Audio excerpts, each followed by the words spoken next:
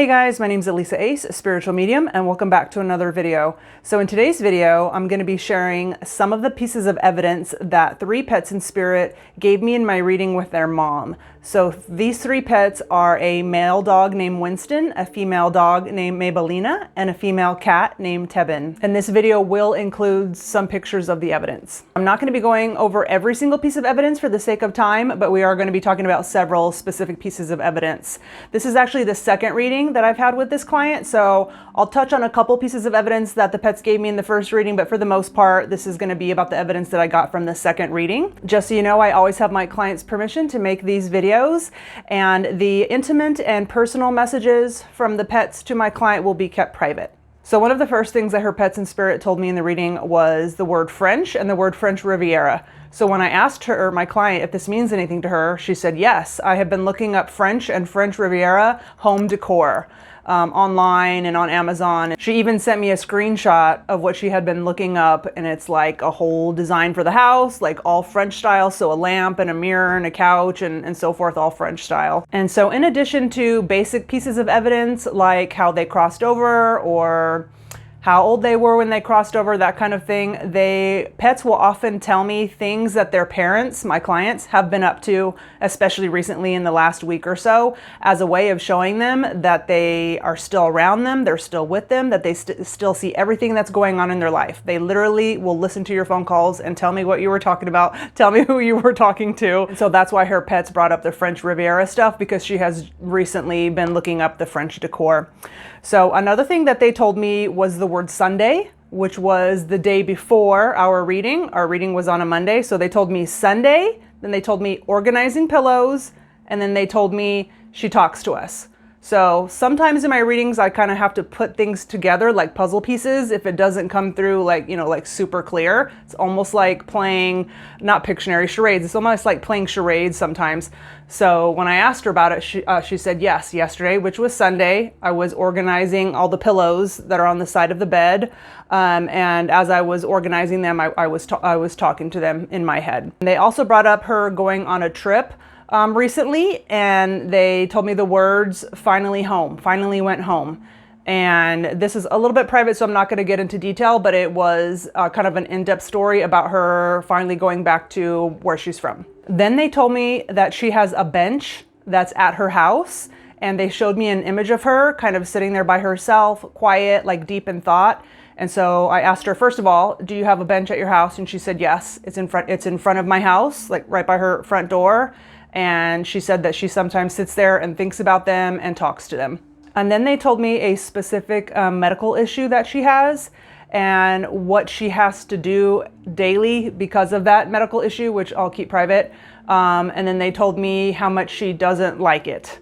And I asked her, and she confirmed that she does have that medical issue, and that she hates what she has to do daily. And so again, they're just showing her that they see everything going on in her life, that they're there with her. They also brought up a visit to the snow. And this is very common with pets. So what I'm learning is that like a day trip to the snow or to the beach or to the forest is like a really big deal to pets, which makes sense if you think about it, because for the most part, for most pets anyways, their house is like their whole world, right? So not that it's a limited life or anything, but it's a more limited life than a human would have, right? They only get to leave if their owner takes them somewhere. So going to the snow, the forest, the park, the beach is a huge deal to them because they bring it up all the time. A lot of pets do. So her pets also gave me the name Paco. And so I asked her, who's Paco? And she was like, oh my God, that is my pet from when I was much, much younger, my pet turkey. So this pet, Paco crossed over way before she had these pets. And so it's very common for people's recently crossed over pets to come through with pets that lived 20 years ago or even back from childhood. It has happened so many times. And I would never claim to know everything, right? I've said that so many times. However, there are certain things that I feel very strongly about and confident in saying. And one of the things I feel confident in saying is that all of your pets, even the ones that died decades apart, they never met each other, they're all together and have a connection in the spirit world because they're all connected through you. And one of the reasons, in addition to all these pets coming in together in all of my readings. But in addition to that, why I feel so strongly is because I've had several out-of-body experiences with my grandma in spirit and my pets in spirit. And I think the most incredible out-of-body experience I probably had was when all of my pets, and there's a lot in spirit, when they all came up to me at the same time. It was beyond overwhelming. And like I said, some of them were from childhood, some of them were from when I was a teenager, some of them were my pets from when they were adults. Some of them did not know each other, never met in life, but yet they were all together. So Paco's with her pets, and I love that. So then they gave me a boy's name, Max, and they said stage and curtains. And so I asked her, I said, do you know a Max? And she said, yes, that's my nephew. And the trip you were talking about, one of the reasons I went on that trip is because I was going to see his graduation. So Max is a child. And sure enough, she sent me a picture, and the graduation was on a stage outdoors with tons of curtains as the backdrop, as the background. It was like fake windows with curtains. I was like, wow, that's so cool.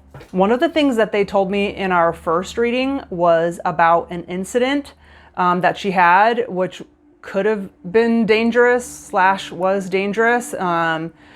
She came across a not mentally well male in a parking garage, and anyways, I don't want to get into too much detail, but they gave me the details of that incident. Thankfully, she, nothing happened to her, but I find it interesting because were they with her? I mean, obviously they were with her and they were aware of what happened, but like, did they have a part in keeping her safe? I wonder. Did they have a part in protecting her? Because I really do believe that when people and pets become our guides, they can pull strings. I don't know how often. I don't know if every spirit is allowed to do that. But there are many reasons, which it would take too long to go into, as to why I think that sometimes they are allowed to pull strings. So then they brought up her prom. Now, mind you, my client is in her 30s, or like early 30s. And so the first thing I thought of, obviously, was, did you have these pets back when you were in high school? And she said, yes, I was like 17 turning 18 when I got my pets. So yes, I had them when I went to prom. Then they started telling me details about her prom, which I find very interesting. Because that leads me to believe that even though they were not at her prom, obviously, now that they're in spirit, they can see everything and they know everything. That's why I always say they have a much broader perspective. Once we get back to the spirit world, we have much broader perspective when we're no longer trapped inside of a body. And so who knows what we can see? Can we go and see and visit into our past lives? I know that they can read our minds and read our hearts once they're back in spirit. So I just found it so fascinating that they know that they can see the memory of when she went to prom. So interesting. So then they gave me another name, a man's name. And so I asked her, do you know anybody by this name? And she said, yeah, there are problems with somebody that name. I'm not going to go into detail, but it's a neighbor. And then they told me more details about the situation. It's kind of a touchy situation, so I don't want to give any details for privacy reasons.